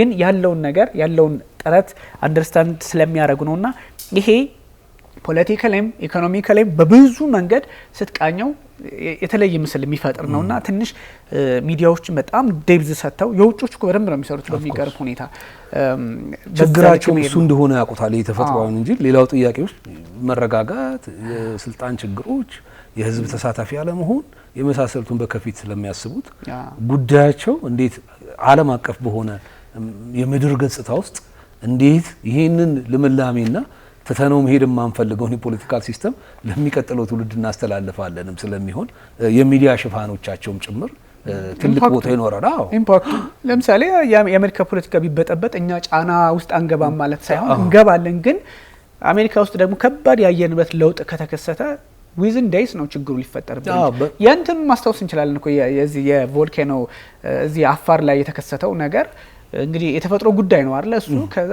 ቀይ ባህርን ተሻግሮ የመን ኦማን ህንድ እያለ ቻይና ድረስ ዘልቆ ሄዷልና አትቆጣጠሩም እንደዚህ አይነት ነገሮችና ኢምፓክቱ ኢትዮጵያ ላይ ያለው የአየር ንብረት ለውጥ ችግር እንደ ፖለቲካው አይደለም ኢትዮጵያ በፖለቲካ ችግር ካለባት አሁን የውስጥ ፖለቲካ ችግሮች እነሱ አሉብን አይደል እሱ ችግር ለኛ እኛ ላይ ጫናው ሊበረታ ይችላል የአየር ንብረት ለውጥ ከሆነ ግን ስራው ደወልን ባንድ ጊዜ የሚሰራጭ ነውና እሱን ታሳቢ ማድረግ ስለሚያስፈልግም ነውና ብዙ ሰዎች ይሄ ከፕሮፓጋንዳ ከምናምን ሊያዩት የሚችሉ ሰዎች ፖለቲካሊ ሁሌ ጦርነት ሁሌ እንደዚህ ያለ ሁሌ ምናምን ስለሚወራ ዓለምም በዛ ልክ ሚዲያዎቹ እየቃኙ ስለመጡ ካልሆነ በስተቀር የውጮቹ በደንብ ሲሰሩት እየተመለከትኩ ነበርና ኮፐን በተለይም አፍሪካ ውስጥ ያሉ ሚዲያዎች በሚገርም ሁኔታ ኢትዮጵያ ይሄን የ2027ቱን ማስተናገድ መቻሏ በተለየ የአፍሪካ ክብር ኩራት አድርገው ነው ሲዘግቡት እየተመለከትኩ ነበርና ሜቢ የጉዳዩን ግዝፈት ያሳያልና የኢትዮጵያ እንግዲህ በአፍሪካ ፖለቲካ ላይ ያላት ሚና ከዚህ በፊት ቅርጽ በመቀየር በማሻሻል ያው አድዋን ሌላውን ተተነው ስናነሳ አሁን የህዳሴው ግድብን ስናነሳ በቂ ማስረጃዎች ናቸውና ከዚህ አንፃር አፍሪካውያን በኩራት እንደውም ስትራቴጂክ ድል ነው። ቀደም ሲል እንዳልኩ ስትራቴጂክ ድል ሆኗል። የኮንቲነንቷ በዓለም አቀፍ የክላይሜት ቼንጅ ዲፕሎማሲ ላይ ትልቅ ሚና እየተጫወተች መሆኗን የሚያሳይ ነው። የክላይሜት ዲፕሎማሲው ላይ ትልቅ ስራ እየሰራን እንደሆነ እንደ አፍሪካ የሚጠቁም ነው የሚል ግንዛቤ ያለው ዘገባዎችን ስመለከት ነበርና ከዚህ አንጻር አውዱ ዓለም አቀፍ ነው። ኦፍ ኮርስ ምንም ጥያቄ የሌለው አውዱ ምንድነው? አንዳንድ እዚህም እዛም የሚረግጡ ሀሳቦች ሊሆኑ ይችላሉ። ኦፍ ኮርስ እዚህ ጋር ቅድም ካልካቸው ጋር አንዳንድ ነገሮችን ቀድሜ ይልና ወደ በኋላ ላይ ወደ ሀገሬ ጉዳይ ጭምር እመጣለሁ። በዚህ ውስብስብ ጥልፍልፍና ደግሞ የኔን የመጨረሻ ዞን ማስመር በሚከፍልበት የዓለም ፖለቲክስ ውስጥ የቱንም ያህል ቫይብራንት ኢኮኖሚ እንኳን ቢኖርህ ሁሌ መጋቢና ሁሌም በእድገት ላይ የሚሄድ በግስጋሴ ላይ የሚሄድ የማይቀለበስ የፖለቲካና የኢኮኖሚ ትስስሮች ቢኖርህ እንኳን በየትኛውም መልኩ የሌሎች ትንጥዬ ሀገራት እንደው አርኪፔላጎ ሊሆን ይችላል የሆነ የባህር ቦታ ላይ የምትገኝ ምጥጥዬ ኮሚኒቲ መፈለግህ አይቀር። ስለዚህ በጣም ኢንተርዲፔንደንት የሆነ በጣም ጥልቅና የተወሳሰበ የዓለም የፖለቲካና የኢኮኖሚ ትስስሮች ውስጥ የኃይልና ያለመተማመን ጉዳዮችን እየሰበርክ ወደ ጋራና ወደ አብሮነት መሄድ የዘመኑ ፓራዳይም ወደድክም ጠላ ዘመን እዚህ ላይ ካደረሰ ጨዋታውን ማወቅ ያለብህ ያንተና የሪሲቨር ጉዳዮች ብቻ ናቸው። ለምን በተፈጥሮ የትናንትና የአገርና መንግስታት ብቸኛ ትራዲሽናል የሆነ የፖለቲካል አስተሳሰቦች ውስጥ አንዱ ያለው እኮ አገርና መንግስት ብቻ ነው። ከዛ ውጪ ምንም አይነት ኦርጋናይዜሽን የለም፣ ምንም አይነት ትስስር የለም።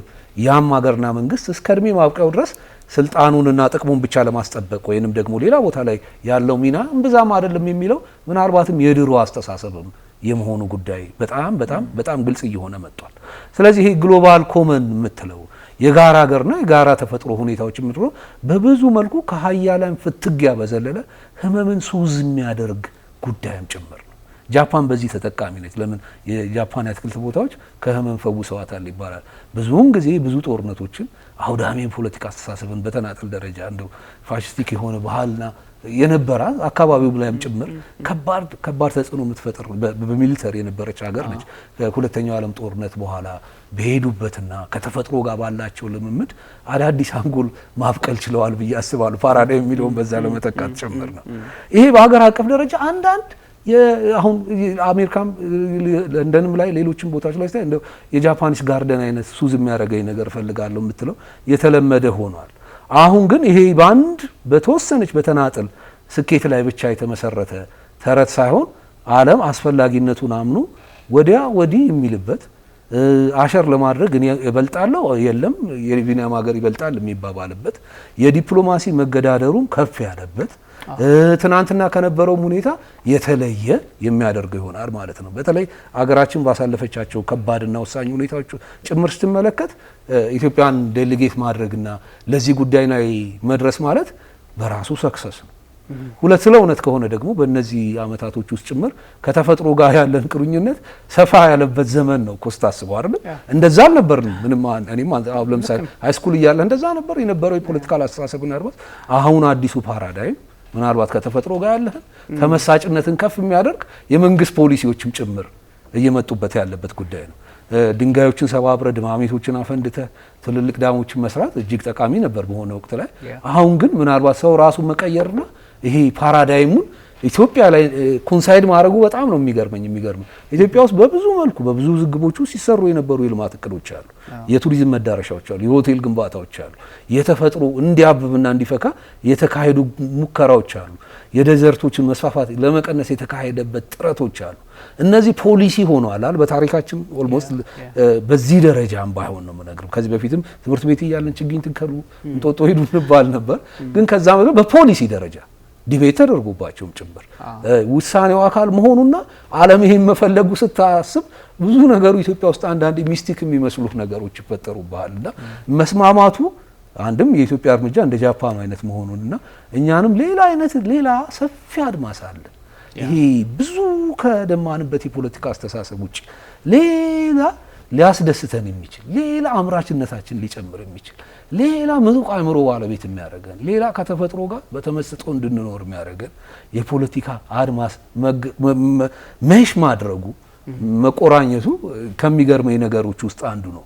ለምሳሌ ይሄ የዛሬው ግብዣ በሌሎች ስርዓቶች ውስጥ ቢሆን ኖሮ ምናልባት የተለየ ያስብልህም ሊሆን ይችላል። ለምን መቆራኘቶቹ የግድ አጀንዳ አስፈጽመህ መሄድ ብቻ ሊመስሉ ይችላሉ። የኢትዮጵያ ዲፕሎማሲ ከፍታም በተጠማችበት ወቅት ከብዙ ውጣ ውረዶች ውስጥ እዚህ ላይ መድረስህ ደግሞ በሀገር ውስጥ ስለ ህሊና ነው መነግርህ በፖሊሲ ደረጃ የተወሰዱ ውሳኔዎችና የፖሊሲ ከፍተኛ ፍጆታዎች ምን ላይ እንዳተኮሩ ለሚያውቅ የትኛውም ወጣት ጭምር የመንግስት መሻቶችና ፖሊሲዎች እስከምን ድረስ እንደሆኑ ለሚናገር ማንኛውም የፖለቲካ ተንታኝ ከዘመኑ ፓራዳይም የዓለም አቀፍ ፓራዳይም ጋር ተስማምቶ የመሄድ እንጂ የመንለጠንን ሁኔታ የሚያሳይ የመገፋትን ሁኔታ የሚያሳይ ወይም ደግሞ በራስ የፖለቲካ ብቻ ሲነታረኩና ሲጨቃጨቁ መኖርን ብቻ የሚያሳይ ሆኖ አታገኘውም። በየትኛውም የዲፕሎማሲ ሎጂክ ውስጥ መሟገት እንችላለን እና ይሄ ነው ኢትዮጵያ መድረክ ከፍ የሚያደርገው። ወይ ኢትዮጵያ ትልቁ ሀገር ነች አፍሪካ ውስጥ አፍሪካውያንንም ጭምር በዚህ ዩኒቨርሳል ስኮፕ ውስጥ የትኛውም የሰው ዘሮች በሙሉ እኩል ተሳትፎና እኩል በረከትና እኩል ፍራፍሬ ይለቅማሉ እንደማለትም ጭምር እንደሆነ ለመረዳት መቻል ነው። ከምንም በላይ ትልቁ አጀንዳና ፈተና አመለካከትና አእምሮ መቀየር ነው። አዳዲስ የአንጎል ነርቮችን ማውጣት ነው ለሰው ልጅ ከባዱ ጉዳይ። ንትርኮች ከሪያሊስቲክ ፖለቲክስ ከሴኩሪቲ ዳይላማዎች ካለመተማማቶችና የጋራ ካልሆኑ ጉዳዮች ዙሚንግ ቱ ይሄ መልቲላተራልና ኢንስቲቱሽናል የሆነውን ጉዳይ ደግሞ ፕሮክራስቲኔት እየሆነ እየረዘመ ሲመጣ ጭምር በሰሚት ዲፕሎማሲ ከሰሚትም ሸትልም ይሁን ደብል ትራክን ጂሩን እንደፈለገ እየቀያየርክ ብሔራዊ ጥቅምህንና ብሔራዊ ጥቅምህን ፓራዳይሙ በኢትዮጵያ ላይክሊ ከዓለም አቀፍ ጉዳዮች ጋር ተስማምቶ እንዲሄድና የኢትዮጵያ በርክቶት ጋዝና የሙቀትን ኢሚት እንዳታረግ ብቻ ሳይሆን ኦን ዘ ሪቨርስ ሰላምና ጥጋብን ኢሚት ለማድረግ የሚያስችል እንዲሁም በር ይከፍታል ባይ ነኝ። የኢሚሽኑ ጉዳይ ያው ትልልቆቹ ሀገራት ናቸው እንደ ቻይና፣ ዩናይትድ ስቴትስ፣ ከዛ እንደ ህንድ እና ሩሲያና ጃፓን የመሳሰሉ ትልልቅ የኢኮኖሚ ትልልቅ የኢንዱስትሪ ግብዓት ያላቸው ሀገራት የኮል ስለሚጠቀሙም እነሱን መሰል ሀገራት ናቸው አይደለ ካርቦን ዳይኦክሳይድ እሱን ወደ ከባቢ አየር በመልቀቅ ትልቁን ቦታ የሚይዙት እነሱም ደግሞ ኃላፊነት አለብን ብለው በተወሰነ መጠን እየሰሩ እንደሆነ ይታወቃል። አሁን የአሜሪካ አቋም በተለይም ሪፐብሊካኖቹ ያላቸው በኮቴሽን ውስጥም ሆኖም ቢሆን እነሱም ውስጥ ግን ተደራዳሪዎች በጉዳዩ ላይ በጣም የሚያሳስባቸው አሉ። ሪፐብሊካኖች ውስጥም እንደምታውቀው ይሄ ባለበት በዓለም ፖለቲካ ትልልቆቹ የዚህኛውን ምክንያቱም ከዚህ በፊት የቀድሞ ጠቅላይ ሚኒስትር መለስ ዜናዊ የሚሉት ነገር አፍሪካ ባልበላችሁ ዕዳ ከፈለች በጣም ሲጨበጨብላቸው የነበረ ሀሳብ እውነታቸውን ነው። በቃ አፍሪካ በኢንዱስትሪው በምትጠቀምባቸው አንዳንድ ግብዓቶች በሁሉም ነገር ግን የአየር ንብረት ብክለቱ ጫናው ችግሩ እኛም ጋር ነው የሚመጣው ነው። ቅድም ባነሳናቸው መጠንና ችግሩም ዓለም አቀፋዊ ነው። ለመፍትሄም የሚሰራው ነገር ሁሉ ዓለም አቀፋዊ ነውና በዚህኛው ማዕቀፍ ውስጥ በዚህኛው ግንዛቤ ውስጥ ዓለም እንድትገባ የሚያደርግ ነውና ይሄ የነጻ ዲፕሎማሲ ጉዳይ ነው። በተሰጠ በቻልከው መጠን የምትሮጥበት ሆኖ ሳለ እንደዚህ አይነት ነገሮችን ለዓለም ፖለቲካ ደግሞ ኮንትሪቢዩት አለማድረግም አንድ ታላቅ ሀገር ወይም ደግሞ የሺ ዘመናት ታሪክ አለኝ ብሎ የሚያስብ ትውልድ ከሆነ በዓለም ፖለቲካ ላይ ቆሞ ተመልካች መሆን የለበትም። እንግዲህ በጦር መሳሪያ መገዳደሩን ብቻ አይደለም ዓለም የምትመዘነው እሱም የሚያበቃበት ሌላ መልክ ሊኖርበት የሚችል ሊሆን ይችላል። ጃፓን እኮ የጦር መሳሪያ ላለማምረት ላለመስራት ከወታደር ጋር የተገናኙ ጉዳዮችን በስጋት መልክ ላለማየት እኮ የራሷን ህገ መንግስት እኮ አጽድቃ ነበር። አሁን ነው እንግዲህ ትንሽ ኤዥያ ፓሲፊክ ላይ እንደነ ቻይና ያሉ አገራት እየገፉ ሲመጡ እንቅስቃሴዎች የተጀመሩት እንጂ ትተውት ነበር እኮ እነሱ ቅድም ባነሳቸው ወደ ግሪን ኢኮኖሚ ወደ ተለያየ እንቅስቃሴ ውስጥ ገብተው ነበረ።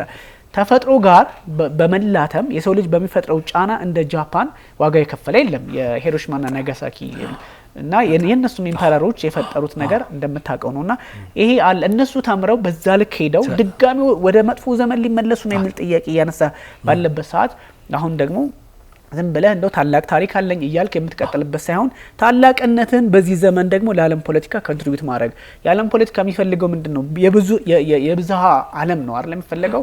የሩሲያም ያልሆነ የቻይናም የአሜሪካም ያልሆነ የካናዳ የማንም ያልሆነ ግን ሁሉም በቻለው ፍጥነት የሚሮጥባት ዓለም ፕላትፎርሙን የመፍጠር ኒው ወርልድ ኦርደር የሚባለው ግንዛቤ ነውና በዚህ ላይ እጅና ጣጥፈ ተቀምጠ ወይም ደግሞ በዚህ የባህር በር የለም እየተባልክ በዚህ የህዳሴው ግድብን ለምን ገነባህ እየተባልክ በዚህ ደግሞ የትም ዓለም ሄደ ከሶስተኛው ዓለም የመጣ ዳነ እየተባልክ ከሆነ አገር እየተሳቀቅ የምትመለስበት ይህ ሁሉ ግንዛቤ ውስጥ ታስገባ የውስጥ አለመግባባቶች ምናምን ብዙ ችግሮች እንዳሉ ሆኖ ግን በዓለም የፖለቲካ ስርዓት በትልቁ ላይ በመንግስታቱ ድርጅት ገዝፎ መታየት ትልቅ ሚና አለው። ይሄ ኮፕ ትልቅ ነገር ነው የተባለበት ምክንያት ጊዜው አስቸጋሪ በመሆኑ አገራት ለማዘጋጀት ካላቸው ፍላጎት አንጻር የምትመረጠባቸው የተለያዩ ቴክኒካል መስፈርቶች የአገርህን በአየር ንብረት ለውጥ ጉዳይ ላይ ያለውን ቁመና የሚለካ በመሆኑ በቀላሉ ስለማይታይ ነው እና የዲፕሎማሲ ድልም ተደርጎ የተወሰደው ከዚህ አንጻር ነው።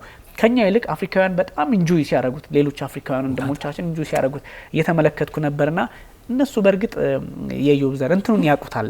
ይሄ እቺ የኮሎናይዜሽን እንትኗ እሷ ጫና እንትን በጣም ፊል ስለሚያረጋት እያንዳንዷ በጥቁር ታሪክ የሚደረጉ ነገሮች ትልቅ ቦታ አላቸውና ከዛ ግሎባል ወርድም ቅርብ የመሆን ከቋንቋ ጀምሮ አስተውላለሁ። ይሄ ከኮሎኒ ሪሲጁ በኋላ ቅኝ ግዛትን አድቨርታይዝ እያረኩ አይደለም፣ በአያቶች የገድል ምኮራ ሰውዬ ነኝ። ግን ምቹ ከቀድሞ የገዢዎቻቸው ጋር ያለው ግንኙነት በጂኦፖለቲክስም ይሁን በቀኝ አገዛዝ ታሪክ ስለ ዓለም ጉዳዮች ቅርብና ንቁ ተሳታፊዎችም ናቸው።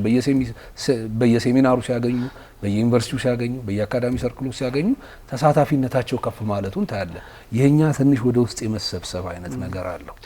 ያው ለዛም ጭምር ነው። አንዳንዴ እኮ አንድ ተመሳሳይ እድሜ ላይ ያሉ ሰዎችን ስለ ጥቁር ተጋድሎ ብትጠይቅ አንድ የዚምባብዌ ወይም ሴኔጋላዊ እና አንድ ኢትዮጵያዊ እኮ እኩል አይነት የራሳችንን ጉዳይ ግንዛቤ ላይ ኖረን ይችላል። ከእንትኑ ላይ ኮኔክት ያደረጉበት መንገድ ያው የነበረው ጫና ስለነሱ ስለ ነጮቹ ወይም ደግሞ ስለ ዌስተርኑ ስለሱ የፖለቲካ ግንዛቤና ሁኔታቸው ምን እንደሚያስቡ ከመረዳትም ይመስለኛል እና እሱ አለ እና ብዙ ነገሮች በትንታኔ መልክ የሚሰጡም ነገሮች እመለከታለሁ። ግን ደግሞ እንደዚህ ዴብዝ ያለው ነገር ህዝብ ውስጥ ሊገባ እንደሚገባም ፊል ይደረጋልና ምናልባት ከዚህ ከዲፕሎማሲው አንጻር ከዓለም የፖለቲካ ስርዓት አንጻር የኢትዮጵያን እንደው ያላትን ሁኔታዎች ያላትን ማንነት ከማስቀጠልና ከስርዓት ግንባታ አንጻር ዓለም ላይ ነው ሚና ይኖረዋል ኦፍ ኮርስ እና ከሱ አንጻር እንደው አጠር አድርገህ የመጨረሻ ቅድምም ነካክተዋል። የኢንዱስትሪያል ሪቮሉሽን ላይ የዓለም አቀፍ የኢንዱስትሪያል አብዮትና የማሽን ኤጅ የምንላቸው ወቅቶች ላይ አንዳንዴ የምንኮንንበት ጉዳይ አለ። ወይም ደግሞ ዝም ያለ ጥረት እኩልነትንና ስንፍናን ደግፌ ሊሆን ይችላል አላውቅም። ለምቾት ቀጠናዎችን ለማስፋፋት ኮንፈርቶችን ለማስፋፋት ስትል እነሱ የኢንዱስትሪያል ባለቤት ሲሆኑ ስለ ዓለም የኢንተርናሽናል ፖለቲካል ኢኮኖሚ አዳም ስሚዛውያን ዴቪድ ሪካርዶያን የዓለም ድንጋጌዎችን ኒውተን ስሎ ሌላም የምትላቸው ላይ ሲደርሱ አፍሪካ በባርነት ውስጥ ነበረች። ይህ መረሳት የለበት። በባሪያ ፍንገላ ስርዓቶች ውስጥ ነበረች። ከዛ በኋላም ባለቤትነታቸው እየጸና ሲመጣና የሪሶርስ ጉዳይ ሲነሳ ደግሞ አፍሪካውያን በሁሉም ደረጃ በቅኝ ተሰብረው የነበሩበት ጊዜ ነው። ስለዚህ እኩል ልናስብ፣ እኩል ኢንላይትመንትን ልናጣጥም፣ እኩል ቮልቴርን የሚሆን ካልኩለስን ልንሰራ የምንችልበት ወቅት ላይ አልነበረም። ስለዚህ አፍሪካ ወደ ኢንዲፔንደንሲ ከብዙ ዓመታት ዲኬድስ በኋላ ስትመጣ ደግሞ እነሱ ኦልሞስት ጨረቃን ለማስከበር የሚሞክሩበት ወቅት ላይ። ስለዚህ ይሄ የኮምፒቲሽን ይሄ በጣም ክሬቲቭ የመሆን ይሄ አውትዋርድሊ ኮንትሮልና ዶሜን የማድረግ የምዕራባውያን ጉዳይ ውሎ አድሮ የፍጥነቱን ያህል መዘግየትን የሚጠይቅበት ጉዳይ ሆኗል።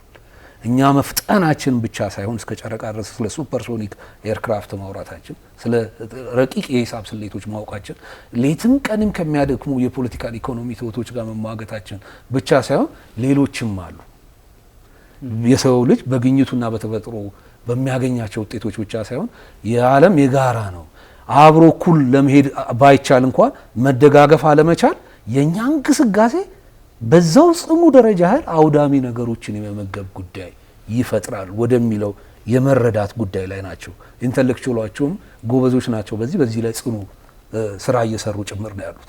ያለበለዚያ ልዩነቶች በሰፉ ቁጥር ልዩነቶች ስንጥቅ ዓለምን እየፈጠሩ ዳይላማዎች በጣም እየሰፉ የጂኦፖለቲክስ ጉዳዮች ጽኑ እየሆኑና በየትኛውም መልኩ ቢሆን አብሮ ካለመልማት አብሮ ካለማደግ የሚፈጠሩ ከባባድ የሽብር ነገሮች ጭምር የመፍጠር ጉዳይ ስለሚኖር ጭምር ነው አብረን በሺፑ ላይ መሳፈር ጉዳያችንን ማረጋገጥ የሚኖርብን።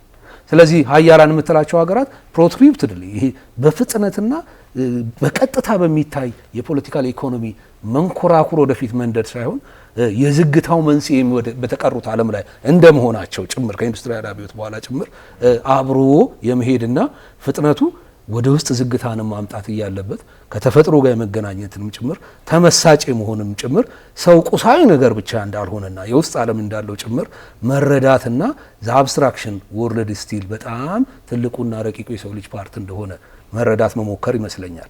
ከዚህ እነሱ ከፈጠሩት ዘመነኝነት የሞደርና የፖለቲካ አስተሳሰብም ኮምፓስና ዳይሬክሽኑና ፍሬሙን ወደ ሌላ አድርጎ ለጥጦ ለማየትና የሰው ለሰው ትስስርና ማህበረሰባዊ አውቶሪቲዎች ወሰውና ተፈጥሮንም ጭምር ያማከለ እንደማድረግና ኦሪየንታልስ የጥንት ኤዥያዊ አስተሳሰቦች ነው የሚሉት ይሄ ወደ ኤዥያና ወደ አፍሪካ አካባቢ ያለውን ያንንም ለማድመጥ ጊዜ መውሰድ ተገቢው የዲፕሎማሲ ኢፈርት ነው። ደጋግሜ እንዳልኩት ይሄ የመልቲላተራል ዲፕሎማሲ ፍሬ የሚያፈራው በኢንስቲትዩሽኖች ብቻ ነው። የሆነ ተቋም ገንብተን በዛ ሪጂናል ብሎ ካስተካክለ ነው ወይም ደግሞ እንደ አፍሪካ ህብረትና የምትለው ጉዳይ ሳይሆን ሰሚት ነው ስብሰባው። መሪዎች አጀንዳ ያስይዛሉ። መሪዎች ባይንዲንግ ትሪቲ ይወስናሉ። መሪዎች ብሔራዊ ጥቅሞቻቸውን እዚህ ላይ አምጥተው መጣድና ጉዳያቸው ዓለም አቀፋዊ እንደሆነም ጭምር የስራ እንደው ከተፈጥሮ ጋር ብቻ ሳይሆን የኢኮኖሚና የፖለቲካ ወይም ደግሞ ይሄ የፖሊሲውን ጉዳይ የርዕሰ ብሔራት ሁሉ ጉዳይና ራስ ምታት እንዲሆንም ጭምር የማድረግ ልዩ መድረክ ስለሆነ this is the time የኢትዮጵያ ተገቢውን ካርድ መጠቀም የሚኖርበት ብዬ አምናለሁኝ። ይሄንም እንደሚሆን እኔ እምነቴ ቢሆንም ባይሆንም ጭምር የሚደረገው እንደሚሆን እርግጠኛ ነኝ ብዬ ነው የማስበው። ባይሆን ኖሮ ወደዚህ የመምጣቱን ጉዳይ አይኖርም፣ መደጋገሙ ዋጋ ስለማይኖረው ብዬ ነው። ቢኒያ እጅግ አመሰግናለሁ። ጥሩ ሰመሪ ነው የሰጠን። ኦልራይት በጣም አመሰግናለሁ። ውድ ተመልካቾቻችን ስተከታተሉት የነበረው ኤንቢሲ ዓለም አቀፍ ነው። የተለያዩ ሀሳቦችን በተለይም ኮፕ 32ን በተመለከተ ኢትዮጵያ ማዘጋጀቷና የዲፕሎማሲው ሚና ዓለም አቀፍ ፖለቲካ ከዚህ ከግሪን ኢኮኖሚና ከግሪን ሌጋሲ ጋር ምን ይመስላል የሚለውን በስፋት ዳሰነዋል። የኢዮብ ዘውዴና ቢኒያም ካሴ አብረናችሁ ቆይታ አድርገናል። ቸር ጊዜ ይሁንላችሁ።